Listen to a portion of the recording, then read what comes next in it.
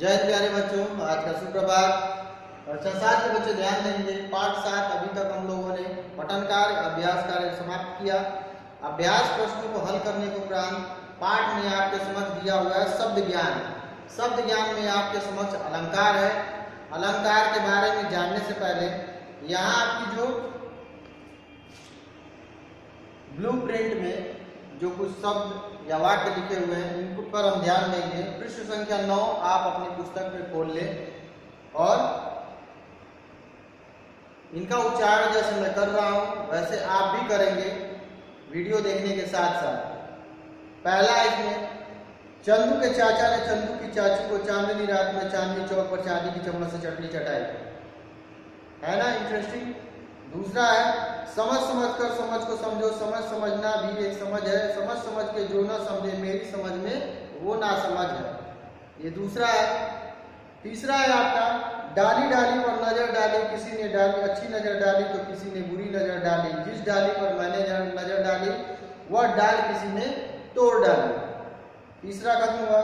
चौथा है आपका कच्चा पापड़ पक्का पापड़। आप इसको जल्दी जल्दी बोलना चाहेंगे तो आपकी जुबान क्या होगी, लड़खड़ा जाएगी। टंग ट्विस्टर हम बोलते हैं इंग्लिश में। येलो बॉक्स में आपके समझ दिया हुआ है, उसमें देखिए बुक में ध्यान देंगे। कभी कभी कवि या लेखक अपनी बातों को अनेक प्रकार के शब्दों अर्थों तुलनाओं के माध्यमों से सजाकर प्रस्तुत करते हैं। शब्दों अर्थों की सजावट को अलंकार करते हैं, अलंकार कहते हैं। शब्दों और अर्थों की सजावट को हम क्या कहते हैं, अलंकार करते हैं। यानी जिससे वाक्य जो है क्या हो, आकर्षक और सजीला दिखे, जिसकी तरफ हम पढ़ने के लिए क्या हो, अट्रैक्टिव हो, आकर्षित हो। अलंकार का प्रयोग गद्य व पद्य दोनों में होता है। अलंकार का प्रयोग गद्य में भी होता है और पद्य में भी होता है। उदाहरण में आपने समझ दिया हुआ है पक्षी सा आजाद, चांद के समान चेहरा, हिरण जैसी आंखें आदि। अलंकार, अलंकार का हम सब विच्छेद करेंगे तो अलम धन कार से मिलकर बना है। अलम का अर्थ है भूषण, कार यानी करना या सजावट करना, यानी भूषण यानी उसको आभूषण से सजावट करना। तो यहाँ पे भूषण का प्रयोग शरीर की सजावट के लिए किया जाता है। शरीर पर हम अपने आभूषण या ज्वेलरीज जो भी पहनते हैं हमारे शरीर को सजाने के लिए, आकर्षक दिखाने के लिए करते हैं। वही कार्य यहाँ पे अलंकार का हिंदी में है गद्य या पद्य साहित्य में, जिसके द्वारा हम गद्य या पद्य को सुंदर या सजीला या आकर्षक बनाने के लिए जिसका प्रयोग करते हैं। उसी प्रकार भाषा में सौंदर्य के लिए अर्थ और शब्दों को सजाकर प्रस्तुत किया जाता है। भाषा के सौंदर्य को क्या कहते हैं, अलंकार। तो अलंकार में आइए हम देखते हैं आगे। अलंकार के आपके दो भेद है।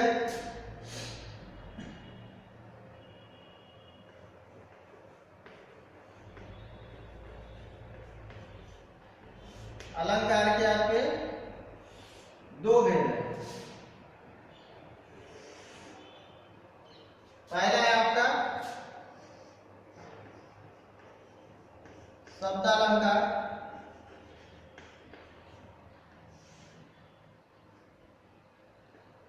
और दूसरा है आपका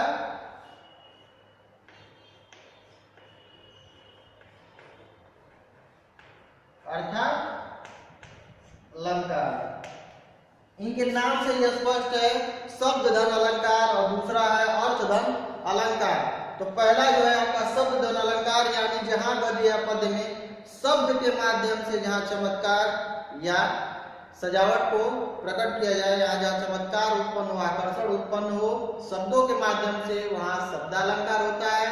और जहाँ अर्थ के माध्यम से गद्य पद्य में जहाँ शब्दों के अर्थ के माध्यम से चमत्कार या विशिष्टता उत्पन्न हो जाए, वहां अर्थालंकार आपका होता है। तो फिलहाल हम आपकी जो पुस्तक है उसमें हम शब्दालंकार के बारे में पढ़ेंगे। शब्दालंकार के बारे में दिया हुआ है जहां वर्ण और शब्दों के कारण भाषा में सौंदर्य उत्पन्न हो जाता है। वर्ण, भाषा की सबसे छोटी इकाई वर्ण, ध्वनि। तो वर्ण और शब्दों का भाषा में सौंदर्य उत्पन्न हो जाता है, वह शब्दालंकार होता है। शब्दालंकार के 3 प्रकार आपकी पुस्तक में यहाँ दिए हुए हैं। पहला है आपका अनुप्रास,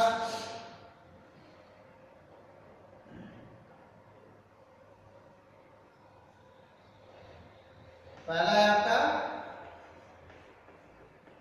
अनुप्रास।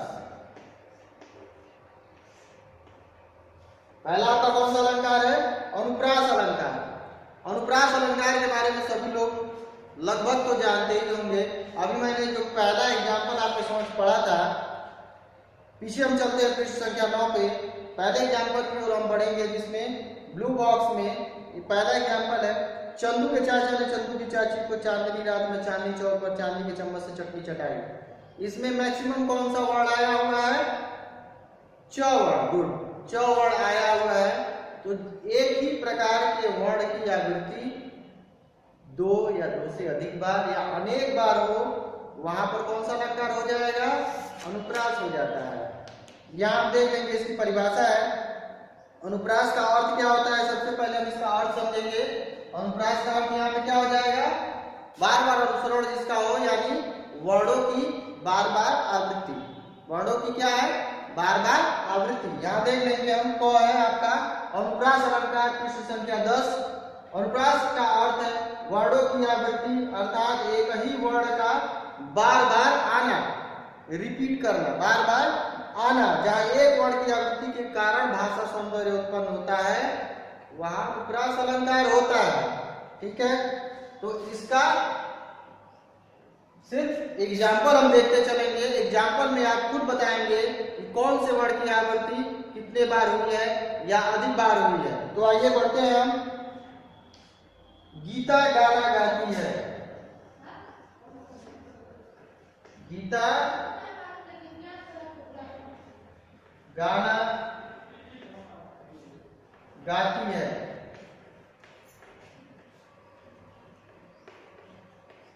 ये पहला आपका एग्जाम्पल है, गीता गाना गाती है। सारे बच्चे जो देख रहे हैं मुझे, ये बताएं कि इसमें कौन से वर्ण यानी अक्षर की जो है आवृत्ति कई बार हुई है।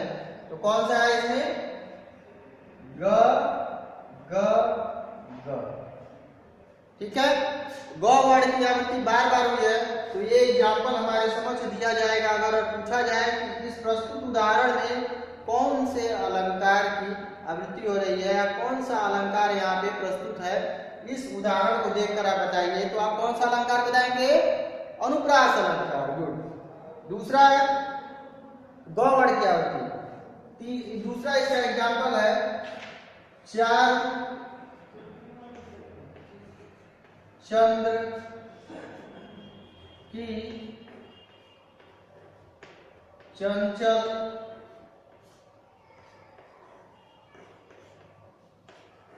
किरणें।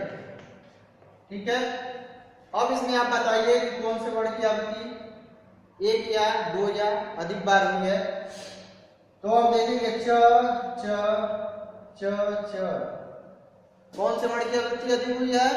च वर्ण की आवृत्ति बार बार हो जाता है। यहाँ पे कौन सा अलंकार है? एक ही वर्ण की आवृत्ति कई बार हो, अनेक बार हो, वहां उस उदाहरण में अनुप्रास अलंकार होता है। दूसरा है आपका अलंकार, जो उसका नंबर आएगा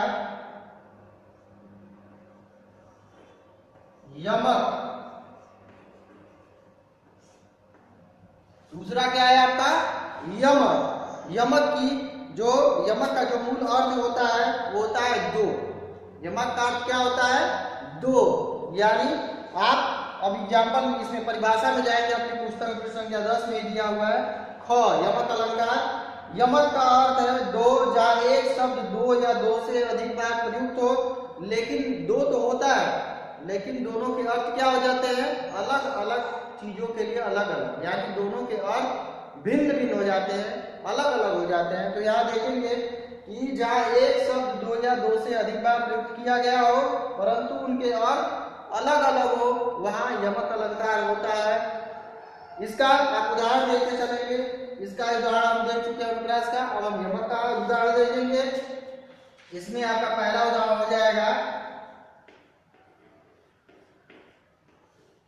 काली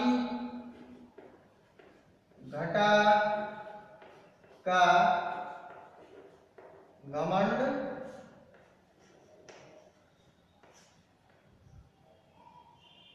घटा। काली घटा का घमंड घटा। इसमें आप ढूंढेंगे कि कौन सा शब्द जो है दो या दो से अधिक बार आया है। तो यहाँ आप देख रहे हैं, यहाँ घटा है और यहाँ भी घटा है, यानी कोई शब्द रिपीटेड नहीं है। यहाँ दो शब्द एक एक शब्द जो है दो बार आया है, कौन सा? घटा। या एक घटा का अर्थ क्या हो जाएगा?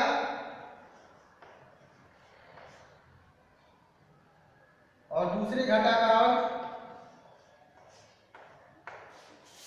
पहले घटा का अर्थ किसका है? घटना। घटना यानी लेस, कम होना। घटा, घट गया, वो घटना क्या होता है? घटना, घट जाना, घट जाना या कम हो जाना।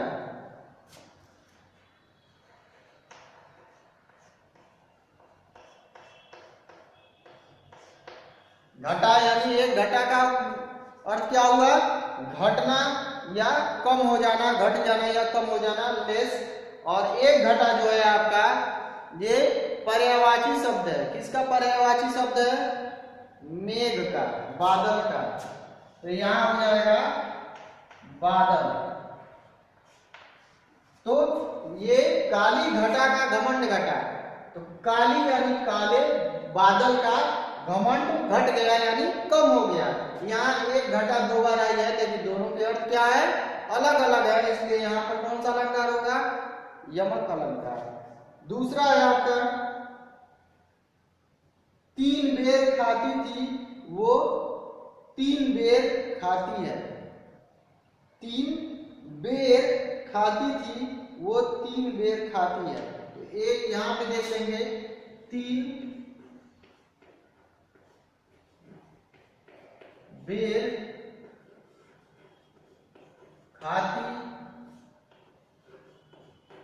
थी वो तीन बेर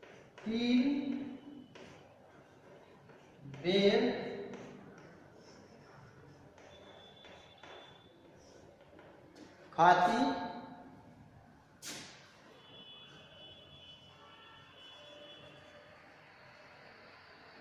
तीन बेर खाती है।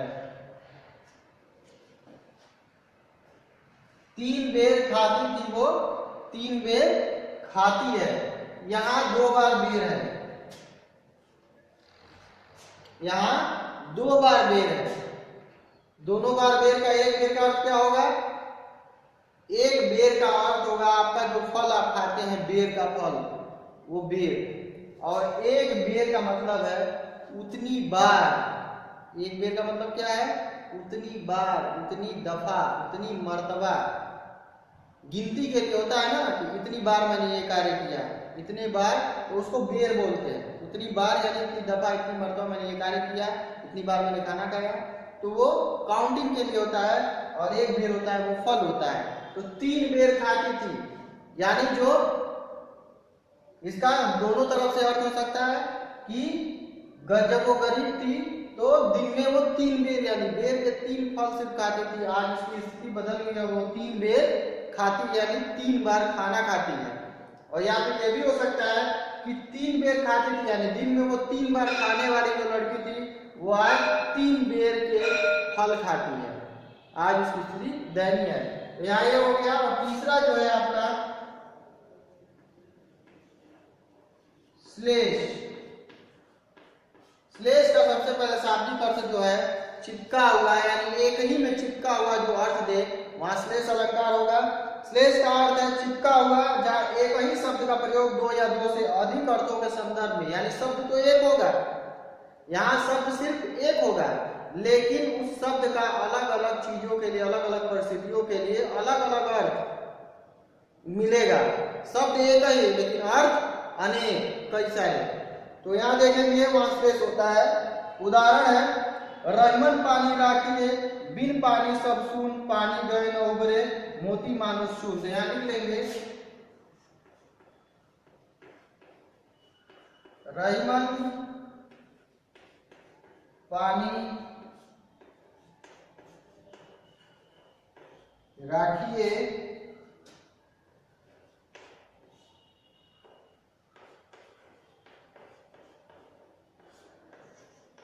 बिन पानी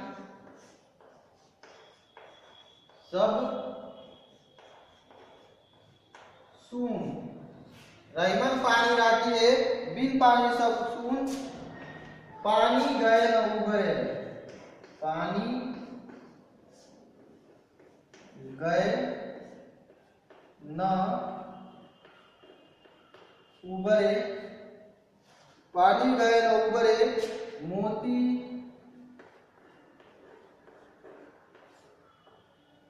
मानुष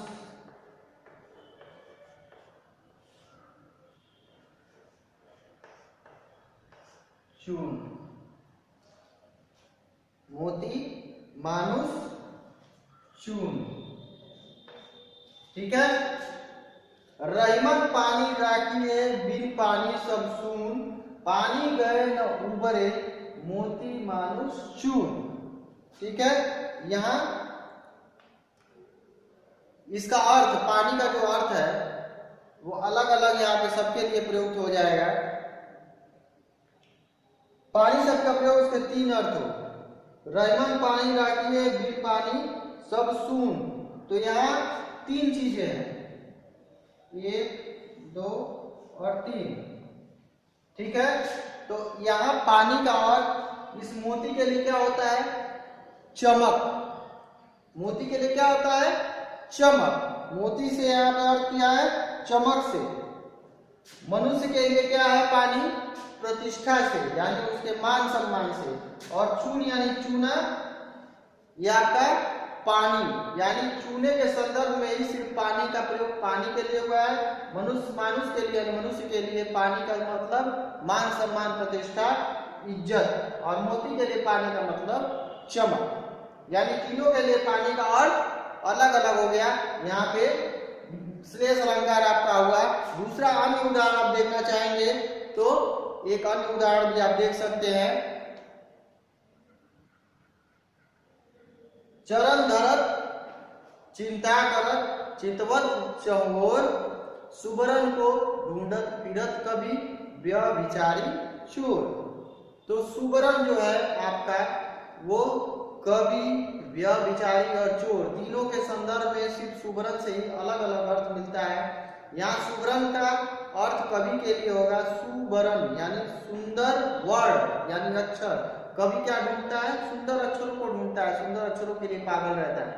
व्यभिचारी, व्यभिचारी यानी चरित्रहीन, जिसका नैतिक पतन हो गया हो, जो स्त्रियों में हो या जिसे हम रसिक कहते हैं, वो स्त्रियों के प्रति आसक्त होते हैं, तो वो सुबरन यानी सुंदर रंग रूप के प्रति व्यभिचारी आसक्त होता है।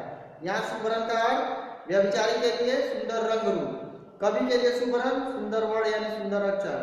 व्यभिचारी के बाद आता है तीसरा चोर। चोर के लिए सुबरन का अर्थ है सुवर्ण यानी सुवर्ण यानी सोना, स्वर्ण यानी सोना। चोर के लिए यहाँ सुबरन का अर्थ क्या हो गया? सोना। तो यहाँ तीनों के लिए सुबरन का अर्थ अलग अलग प्रयुक्त हो रहा है। अलंकार आपका समाप्त हुआ। भाषा की बात में अब हम क्रिया विशेषण की ओर आगे बढ़ेंगे। ये अभी के लिए कक्षा समाप्त हुई। अगली कक्षा में हम क्रिया विशेषण के बारे में पढ़ेंगे।